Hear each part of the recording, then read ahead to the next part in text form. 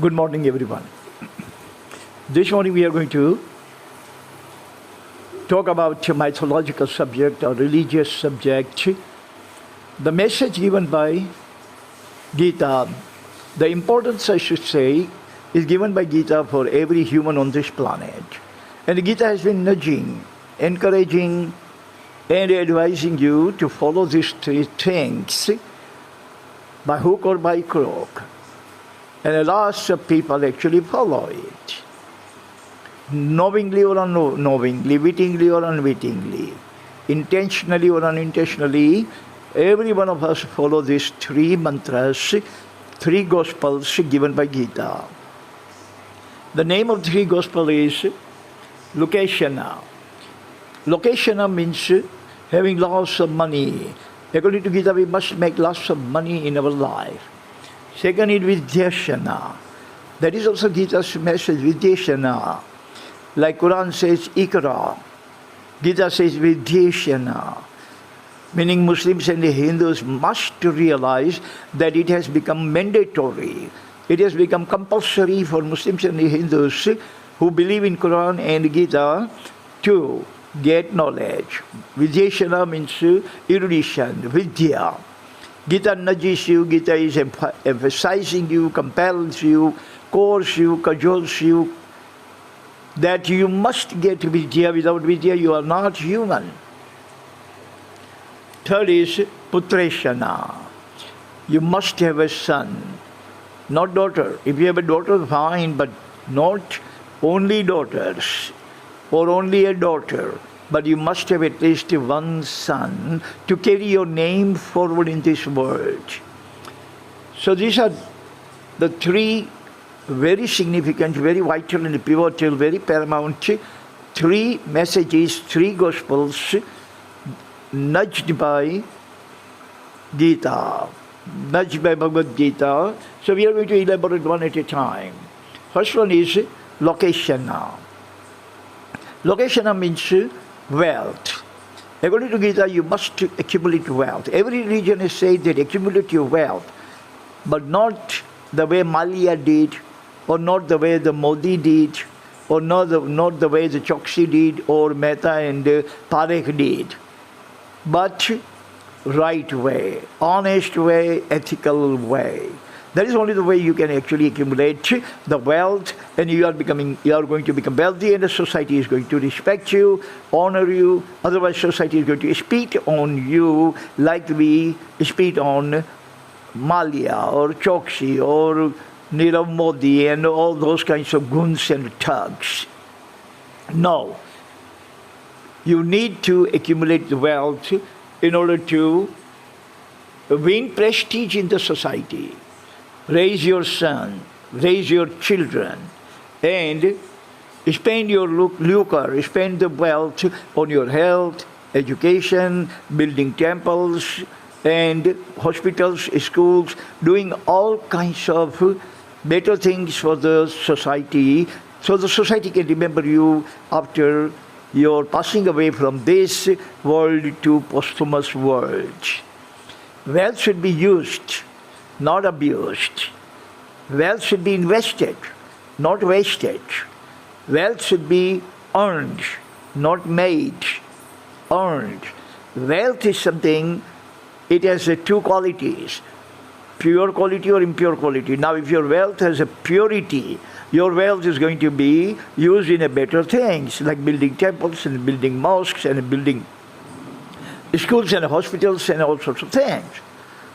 And if your wealth has impurities, it's stolen, corrupt, bribe, cheating, conniving, these kind of ways you have actually accumulated your lucre, then you remember your lucre is not going to get you any good things, but it's going to get you cancer, God forbid. It's going to get you death and devastation, God forbid. It's going to get you imprisonment. Police is going to arrest you, like police is looking for Choksi and those things. Point number two is Vidyashana. You cannot be human, perfect human, without vidya, without erudition. Get the knowledge, get education, But get Vidya is the most important nudge, most important message, most emphatic message given to us by Bhagavad Gita. You must have Vidya about every single thing. You must have erudition of every single thing, not just a degree. We call it education. Or not just knowledge. I mean, reading a couple of books about economy and about this and that, that's just a knowledge, superfluous. But Gita is, erudition, Vidya is very deep. It's deep in our psyche. It is not in our mind, but it is in our psyche. So without Vidya, human is incomplete. Human is not perfect. Human just cannot actually understand humanity. Human just cannot understand himself. As Jesus Christ has said, know thyself.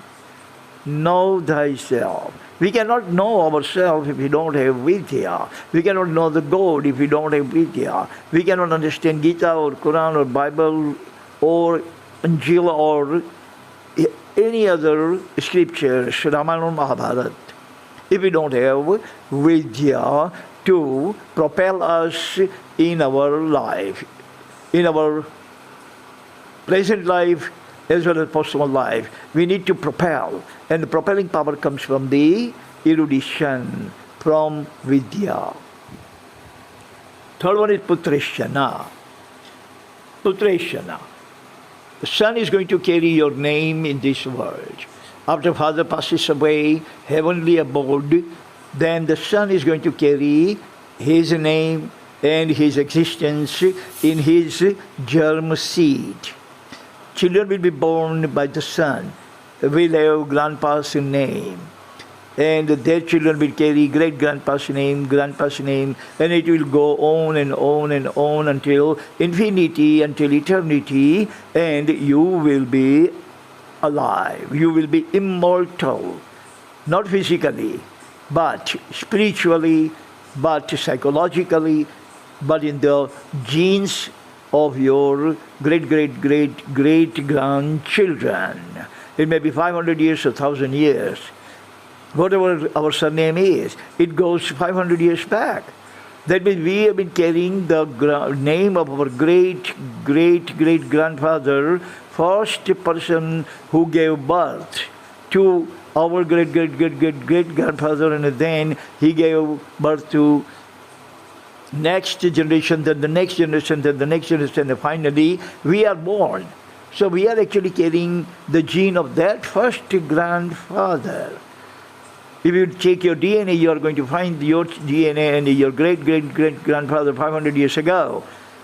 Both have the same DNA, exactly ditto, exactly replicant. So, a person dies. After my passing away, heavenly abode, my children are going to be remembered by me, remembered by my name. They are going to carry my name, and their children are going to carry my name, then their children are going to carry my name.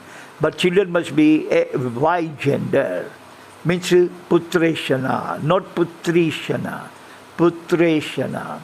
If you have 10 daughters, it doesn't mean that Gita is going to bless you. Gita is still going to tell you that you have not followed my gospel. I have been telling you to have a putra.